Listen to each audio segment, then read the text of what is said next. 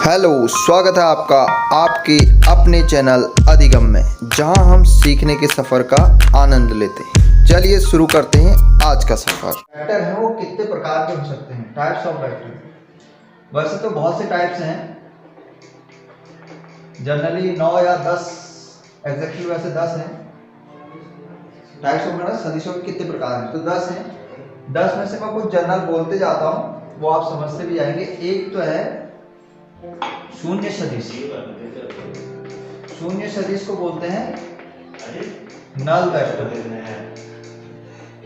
फिर दूसरे कहते हैं एकांक सदिश। एकांक सदिश का मतलब है यूनिट वेक्टर। तीसरे प्रकार का होता है विपरीत वेक्टर। विपरीत सदिश कहेंगे इसे, इसको बोलते हैं अपोजिट वेक्टर। और इसके अलावा एकांक शून्य सदिश, एकांक सदिश, विपरीत सदिश और समान सदिश, इक्वल, जो आपके बहुत ज्यादा प्रयोग में आते हैं, इसको बोलते हैं इक्वल वेक्टर। ये तो 4 हो गए।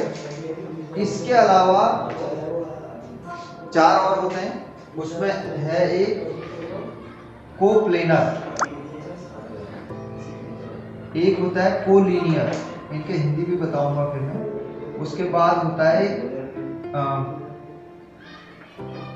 प्रोजेक्शन वेक्टर और लाइक एंड अनलाइक वेक्टर और डिस्प्लेसमेंट वेक्टर। कितने हो गए? 10 हो गए आई थिंक। 4 ये, 5 6 7 8 9 10, सही, हाँ 9 10, लाइक एंड अनलाइक, तो कुल मिला के 10 हो गए हैं। कोप्लेनर का मतलब होता है समतलीय सदिश। छठा कोलिनियर का मतलब होता है समरेखीय सदिश। एक एक करके फिर मैं इसका बताऊं। इसको बोलते हैं प्रोजेक्शन को, इसको बोलते हैं लाइक एंड अनलाइक को बोलते हैं समरूप और असमरूप, और इसको विस्थापित सदिश इसको बोलते हैं प्रक्षेपित सदिश।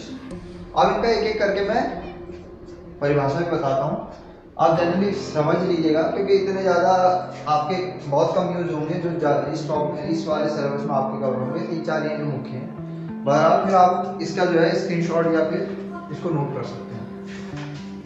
तो शून्य सदिश का मतलब है, जैसे कि नाम ही है शून्य सदिश, इसमें क्या होगा कि वे सदिश जिनका परिमाण शून्य होगा। मैग्नीट्यूड का मतलब जहां से वो शुरू हुए हैं और जहां पर खत्म हुए हैं वो एक ही बिंदु है, तो ऐसे सदिश कहलाते हैं शून्य सदिश। एकांक सदिश का मतलब है कि जिनका एक अंक यूनिट वेक्टर, जिनका परिमाण जो है वो है एकांक और दिशा एक निश्चित होती है, तो वो कहलाते हैं एकांक सदिश। विपरीत सदिश, जैसा अभी मैंने थोड़ी देर पहले एग्जांपल दिया था, एक बी था और एक माइनस बी था।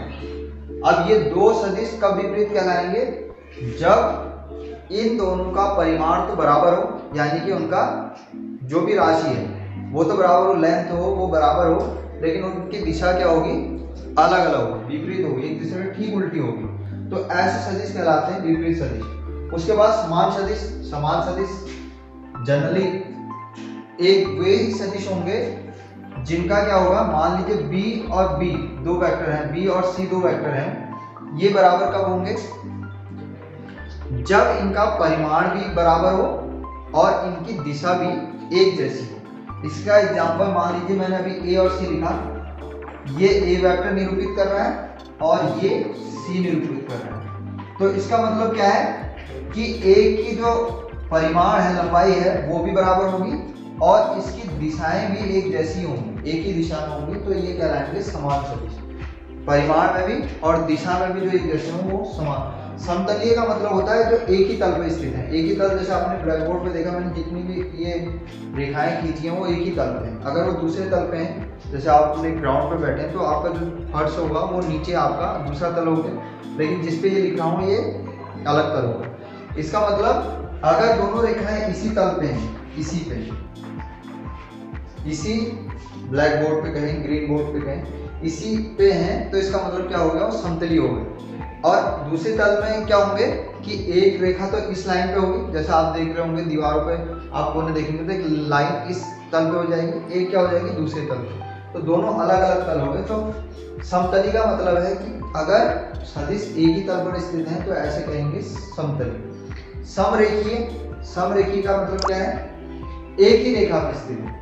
एक ही रेखा का लाइन का मतलब जैसे मान लीजिए वेक्टर ए है, ये यहाँ है और इसी लाइन से जुड़ा हुआ दूसरा वेक्टर यहाँ से शुरू होता है, वो भी क्या है, बी है, तो वो उसी लाइन पे स्थित है। यानी कि वे सदिश जो किसी एक ही रेखा में स्थित हों वो कहलाते हैं समरेखीय सदिश। प्रक्षेपित का मतलब जो किसी दिशा, जो किसी बिंदु की स्थिति को बताते हैं। स्थिति को बताने का मतलब जैसे आपने देखा होगा कार्तिक तल में आप देखते होंगे कोई एक बिंदु है, उसको हम निरूपित करने के लिए 2 अंकों का इस्तेमाल करते हैं, यानी कि 2 तल होगा। पहला कि उसकी एक्स अक्ष पे कितनी दूरी है और दूसरा वाई अक्ष पे कितनी दूरी है। तो मान लीजिए एक्स दिशा में इसकी है 4 और वाई में है इसकी 3, तो इसको हम कैसे दर्शाते हैं, 4 और 3। तो ये जो है ये पॉइंट, यानी कि ये वेक्टर जो दिखाए बता रहा है ए बी, ये इस पॉइंटों को, इस पॉइंट से दूरी को बता रहा है। तो इस प्रकार के वेक्टर को हम कहते हैं प्रक्षेपित। समरूप और असमरूप। समरूप का मतलब क्या है, दिखने में एक जैसे हों, समरूप एक जैसे, लाइक एंड डिसलाइक, दिखने में एक जैसे होंगे तो ऐसे जो है कहेंगे वेक्टर समरूप। अब दिखने में एक जैसे का क्या मतलब है, मान लीजिए एक वेक्टर ऐसा है, यह वेक्टर ए, अगर उसकी दिशा सेम है, किसकी तरह, वेक्टर बी की तरह, दिशा सेम है लेकिन क्या है, मैग्नीट्यूड अलग अलग है। समझ में आई बात। यहाँ पर क्या है कि उनके परिमाण तो अलग अलग होंगे लेकिन दिशाएं एक जैसी होंगी, तो ये कहलाएंगे समरूप, लाइक। और अनलाइक का मतलब एक जैसे नहीं होंगे, यानी कि मान लीजिए एक की दिशा इधर की ओर है और दूसरी की दिशा किसी अन्य दिशा में है, तो ये असमरूप हो, एक जैसे नहीं। और विस्थापन, डिस्प्लेसमेंट का मतलब है कि आप 2-3 अगर वेक्टर को जोड़ रहे हैं और लास्ट में जो आपको मिल रहा है, लास्ट में मिलेगा मतलब मान लीजिए कोई व्यक्ति इस पॉइंट से ए से बी में गया, फिर बी से सी में चले गया पॉइंट, तो ये जो डिस्प्लेसमेंट का मतलब है उसका प्रथम बिंदु से, यानी कि वेक्टर ए के टेल से जो अंतिम बिंदु है उसके मुख तक की जो दूरी होगी वो जो निरूपित करेगा वो कहलाएगा विस्थापन वेक्टर।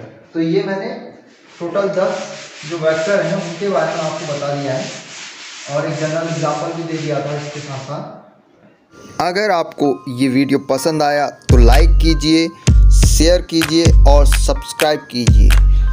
मिलते हैं छोटे से ब्रेक के बाद, तब तक एंजॉय कीजिए। देखने के लिए धन्यवाद। नमस्कार।